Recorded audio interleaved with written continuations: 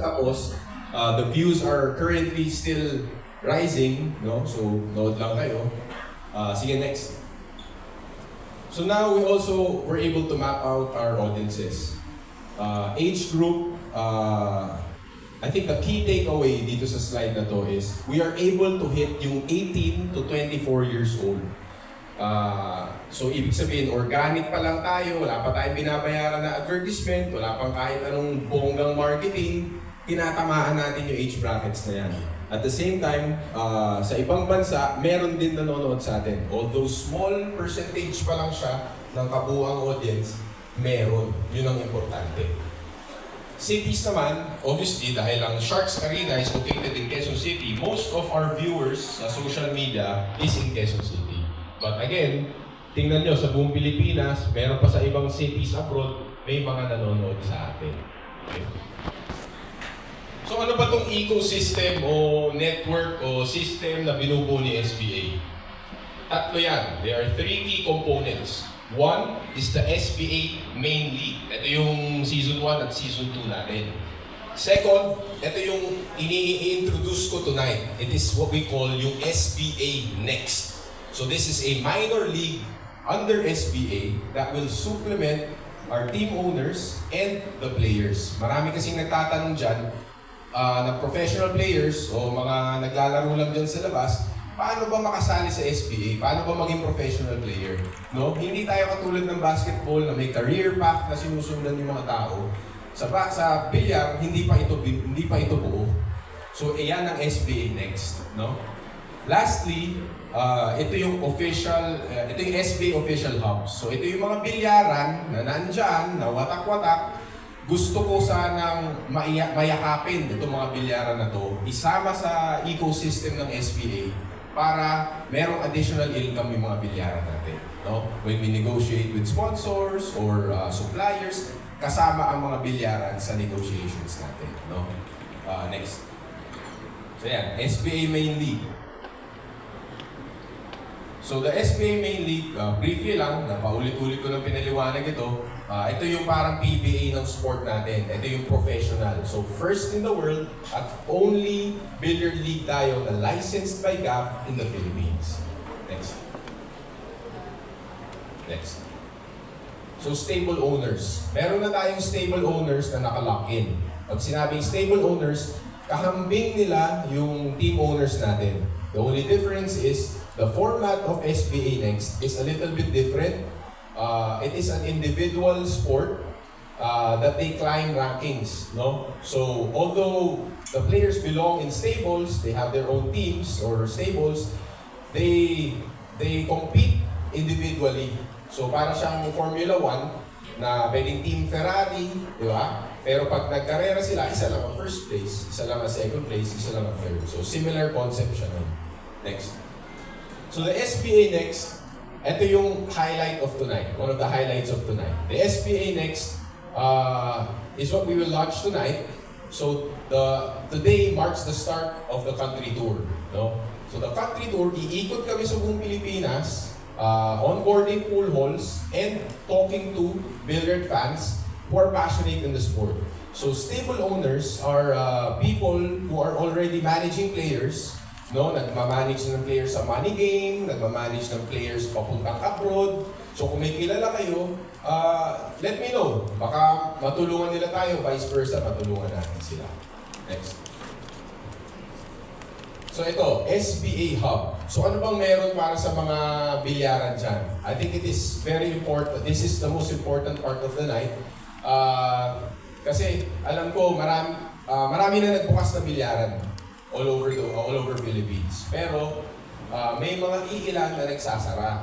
Kasi nga, of course, owning a pool hall, di porket sikat yung sport, magbukas na ako ng pool hall, kikita na ako. Hindi siya ganun kasimple, no? Siyempre, may renta ka, may kuryente, may overhead. So it's run as a business talaga.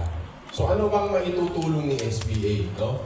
So matutulong ni SBA, one is mamamarket namin yung pool halls. No? Marketing, yan, sa Quezon City. Ito yung mga SBA hubs. Kung gusto nyo manood ng SBA, dito kayo pumunta sa mga official SBA hubs natin. Second, suppliers. When we negotiate with suppliers or sponsors, kasama kayo sa usapan. Let's say a brand will launch a new product, no? I can offer the pool halls as activation places for the brands, as well as, of course, supplies. Kunyari, mga beer, pagkain, mga gulay, kung may mga pagkain na ino-offer doon sa bilyaran. So, tulong-tulong. So, one ecosystem lahat. Next. So, these are the founding members of the SBA Hub. No? The first one is Dreams Pro. This is a pool hall in Laguna. Second is Q Hub. This is a pool hall in Quezon City. Third is Sky J Billiard Hall. This one is in Manila. I think they have 35 tables. Most ng naglalaro doon, mga college students. Next is Break 88. This one is in Tarlac. And last but not the least, Three Cushion. This is also in Manila. So it's a small pool hall, pero there are a lot of professional players that go there para mag-practice and to do exhibition games with one another. Next. So what are we offering these pool halls? Yun nga. So one, we monetize beyond the table. Ito yung sponsorships natin. Second, we have gaming partners. Yung gaming partners natin are offering an affiliate commission sa ating mga pool halls. Third is merchandise. Our partners, One Ball, is offering an affiliate commission din on merchandise, accessories, mga taco, mga gloves, o mga mesa. So tulong lahat ito nang walang ilalabas ang ating mga pool hall owners. And last, of course, ito yung pinaka-importante, marketing. So let's say we have a nationwide event, a tournament, no? We can host this tournament sa mga official SBA hubs natin. So I think this is ito yung pinaka-importante dito sa mga pool halls natin, na merong ecosystem na konektado lahat. Next. So tutulungan ng SBA mag-scale yung negosyo natin, pagandahin yung mga bilyaran. No? Hindi, kunyari, yung bilyaran nyo, walang aircon. Malay mo, balang araw, dahil sa affiliate programs ng partners natin, magkaroon tayo ng pera, ma-upgrade pa natin ang ating mga pool halls, di ba? So brief, i-run through ko lang kayo doon sa schedule ng SBA country tour natin. So we start in May, actually today, March 26, pero holiday next week, Holy Week. So we start April, roadshow yan, Manila, Caloocan, and then we move to Makati, Taguig, Paranaque, Pasay, tapos lilipat na kami papuntang Cebu, Bacolod, tapos Davao, tsaka Jensan.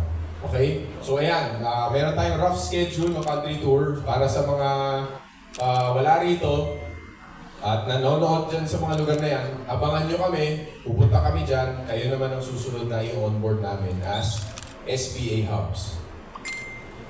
So after that, the country tour will run until the start of June or before the start of June to make way for our SBA finals. So we hope na on-board na lahat ng pool halls sa buong Pilipinas at nanonood na sila ng finals ng SBA. Suportahan natin itong finals. At konting palakpak lang sa team owners natin, no, na sumuporta sa SBA kahit na kami startup noong season 1. Talagang all out sila sa players at all out sila sa liga natin.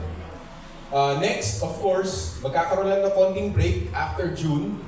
Magsa-start tayo ng July. Ito na yung SBA Next. So mas mabilis na format siya, tsaka bakbakan siya dito mga players natin. You know? After that, konting break lang din, and then we will move on to our draft pick. So I will not announce ano ang magiging format ng draft pick, but this will be something new. No? First time siya gagawin sa Philippine sports na magkaroon ng draft pick na ganito.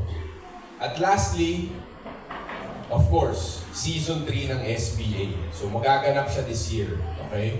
So yan. I think yan ang buong schedule natin for this year. Sana subaybayan nyo kami. Like our page for more billiard content. Next. So yan, join the network.